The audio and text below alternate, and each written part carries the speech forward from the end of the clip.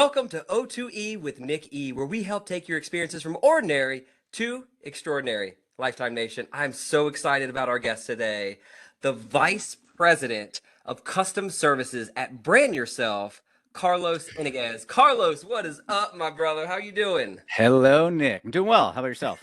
Good, good.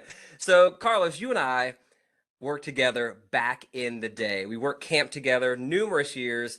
I think I hired you, potentially We your did. first job as a Yeah. summer camp I counselor. interviewed with you. Yeah, and then you were camp counselor for a couple of years. You were on leadership staff, and then now, lo and behold, now you're vice president of this amazing startup, or really not a startup anymore, called Brand Yourself. And we had connected the other day, and you were kind of sharing some of your story and what you did. And I was like, man, I got to get you on the podcast because there's so many things that kind of tie in the things that you learned about as camp counselor, the things that you're doing now, and the things that actually you could help our listeners probably brand themselves as they get ready for the future. Yeah. Yeah. So Go yeah, so ahead. yeah, so talk to us about kind of what you do now. What's your role at Brand Yourself? How did you get there, and what does Brand Yourself do? Yeah, I'll give you the whole spiel. So, as you said, I'm the VP of Custom Services at Brand Yourself. Brand Yourself, for those who don't know, is an online reputation management and privacy company, and we provide DIY tools and custom services to help people, individuals, or businesses clean up, improve, or just protect how they look online. So, a little bit of everything. Brand Yourself also has a sister company called Hello Privacy, which is the B2B side of our business. You and I talked a little bit about that as well. It's kind of the Yeah, product focus. sure. I'm on the B2C side, working directly with, like I mentioned, individuals and businesses. So the custom client consumer side. And then we have the B2B Hello Privacy side. You've gotten smarter since you were at camp too.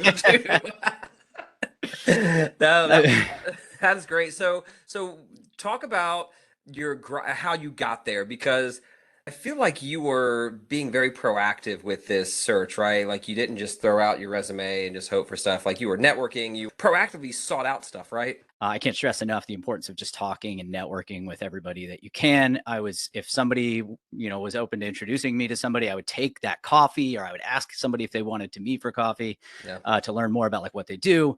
I was volunteer coaching, by the way, a soccer coach at Oh, at this school with a buddy. I literally was just kind of taking every opportunity that presented itself in whatever form. But I found that just like talking to everybody, putting yourself out there. I was YouTubing. If I was interviewing at a company, I YouTubed that company or whatever it is their industry was to try and learn as much as I could. I was looking up like courses. I interviewed at this. It was like some kind of financial institution, and I was like just really doing my homework and like going to the website, learning all of their services, learning what those services meant, and trying to do the best that I could at least to complement the my skill sets as much as I could. yeah. And so speaking of skill sets, and this kind of shocked me when we were chatting, but kind of didn't because I know how well in camp we train our counselors. But you said a lot of the things that you picked up from summer camp or summer camp training you still use today or definitely used in the early process of the job of brand yourself. Yeah, it's funny that so many of the responsibilities that I was tasked with, as I started as a counselor and worked my way up to program director or youth director, and so many of those became big building blocks and really opened the door for me to get into the role that I'm in now. And I think probably the biggest thing was you take on a lot of responsibility working with children or working with whatever the program is that you're in. I worked in after school and was running after schools and running summer camps, managing staff, like building relationships with parents, managing communications, and ensuring that kids they're taken care of, and And safe and having a yeah, they great were safe, time. all of those things. Yeah. And it kind of hit me at some point when I was in the city. You're trying to think of these things that set you apart or what distinguishes you, and like what's your value proposition. And that just like hit me, hit me like a ton of bricks. I was like, wow, I didn't realize it before, but I later realized that this type of responsibility, the safety and well-being for another human being's children, year in, year out at all these different programs is such an enormous responsibility. And knowing that I did that, everything else kind of just, it was kind of like this aha moment. It was like, oh, well, I can do anything. I'm Do not anything. worried. Yeah. Yeah. So what responsibility could a company give me that would be anywhere near as significant as that? And so that was really helpful. And then just all those pieces, as managing staff and, communication. We were doing, fundraising for various programs. There are all these business fundamentals that I picked up along the way.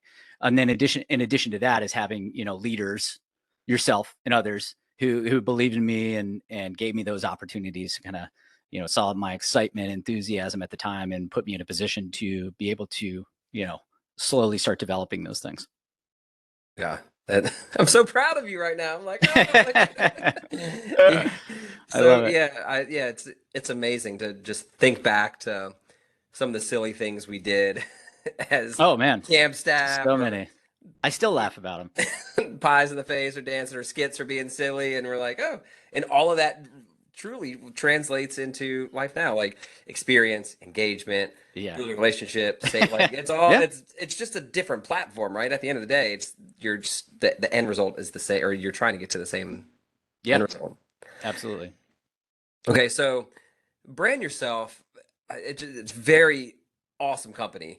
I'm really intrigued by all the neat things that you can do for people.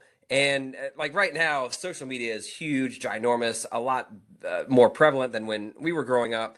And it can kind of make or break you, Hmm. as we were kind of talking about the other night. Like it can, there's so many different things about it, right? Like the good, the bad, the ugly. So as someone, as a high school kid, college kid, young adult, parent, grandparent, anyone out there who's listening who really wants to continue to kind of brand themselves in a way to set them up for success, I wouldn't, I'm not really talking about branding yourself for, I want to look great on Facebook, so here's Hmm. what to do, but really like branding yourself in the social media aspect so that you can set yourself up for any type of job or position that you may want. Or maybe some of the things that we maybe not should not be posting on social media because as you have found out numerous times, I think you can find them and Yeah. they can come back Oh yeah. to haunt you. So talk a little bit about that. It's so intriguing.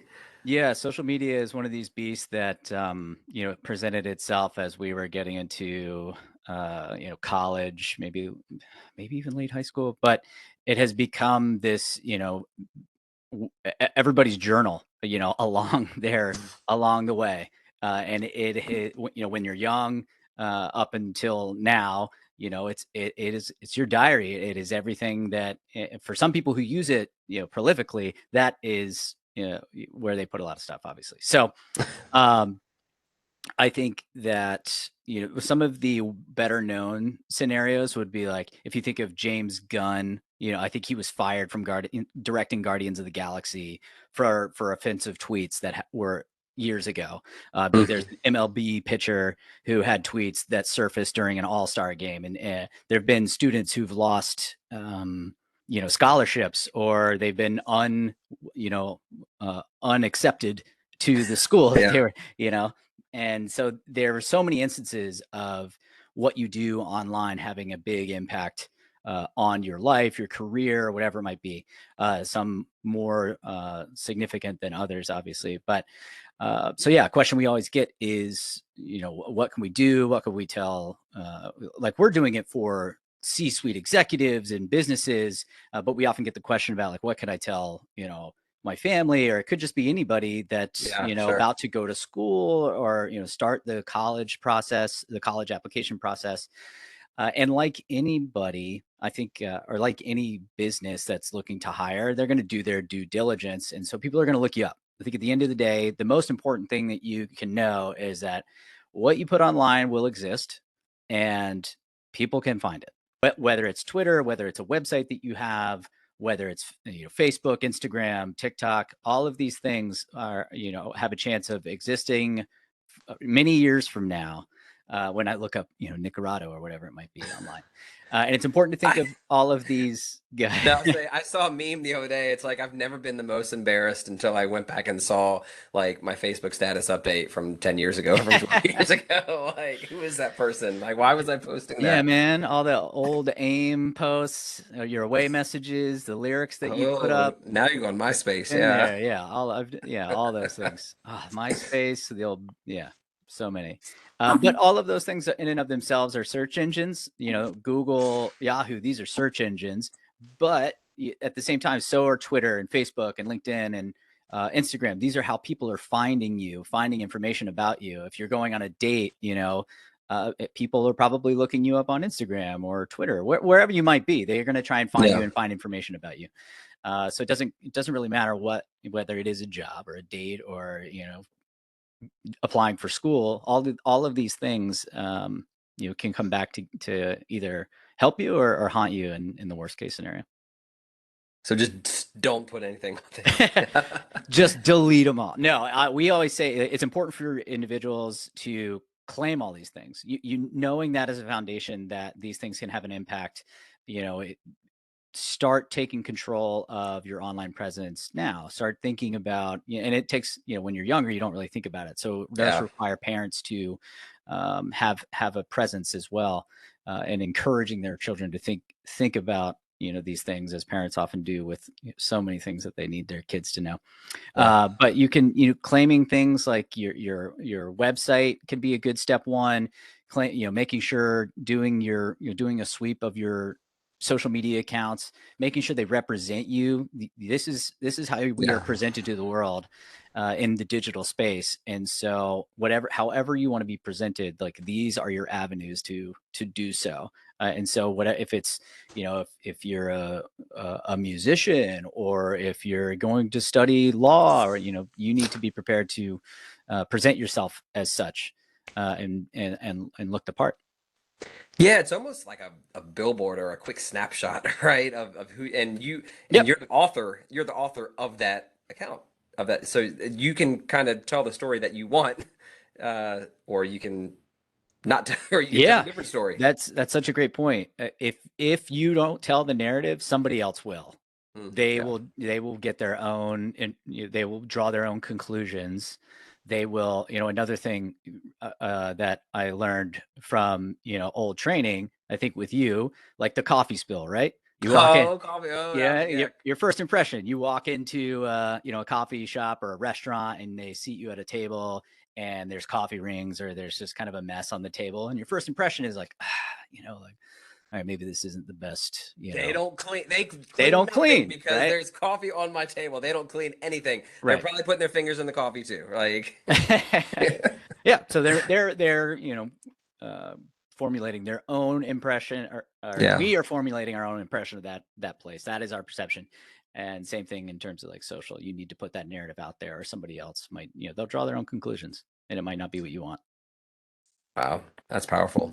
So as someone who might be, high school, college, young adult, LinkedIn is probably a great platform, right? As far as if you're job hunting, and just to kind of stay active on there as well. Yeah, LinkedIn especially. There's so much information that you can put on there. You could filling in different jobs, responsibilities. There's an about section. You can add links to things that are in your portfolio, or anything that you've published in some form. It's one of the it's obviously a more professional social media profile. That's its purpose, but it's your network, right? So you're speaking directly to the people who, be it friends or colleagues, or parents, or other friends' parents, or maybe you've connected with a teacher at a school, or some professor, and you want to make sure that they see the things that you do as well. And so LinkedIn is such a great avenue for that, to make sure you're having can really put together your best foot forward. Like your resume, it's more than just your resume now. Like you can, you can put all this stuff on there. So LinkedIn is always one of the top three for me, that if anybody's going to do social, that should be one of them.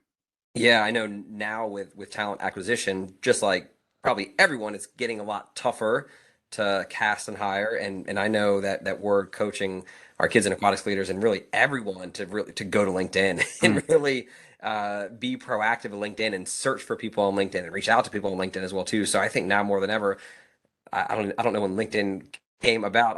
I know it wasn't. I don't think it was there when I was in high school. I wasn't thinking about it when I was in high school. I wasn't I thinking about definitely it when wasn't thinking about it. yeah, I did. But now I think it's probably I would probably encourage our high school and college staff and obviously young adults, everyone, moms, dads, grandparents to get a LinkedIn Yeah, and to get on there. Yeah. yeah.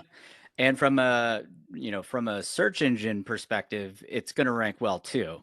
We want to claim the things that are uh, most likely to show up high in search engines. So if I type in Nicaragua, I looked you up earlier. LinkedIn is one of your higher ranking profiles. So purely from a What else did you SEO find out from perspective, my? Actually, don't share any of that. Actually, don't share. we can't talk about it. I was actually my first thought was like, oh, I wonder if he does have a lot of old soccer stuff ranking, but looks great. IMDb, Instagram, your LinkedIn, top 3, man. This is branded. Your website, Are you looking at it right now? yeah, that's what I do. I have to simultaneously talk to potential clients and give them the rundown, and I'm doing some digging. But don't dig any further. That's great. We'll keep it there. No, great stuff. Well, Lois, I appreciate you. I love you, brother. Thank you so much for your Hey, man, time, love you your too. knowledge, and all the great things you're doing. And I'm proud of you, man. Thank you so much. It really means a lot. Always a pleasure to catch up, and I can't wait to see all these other interviews you're doing. Let's go. Love it. Thanks, brother. Talk soon. Thanks, brother.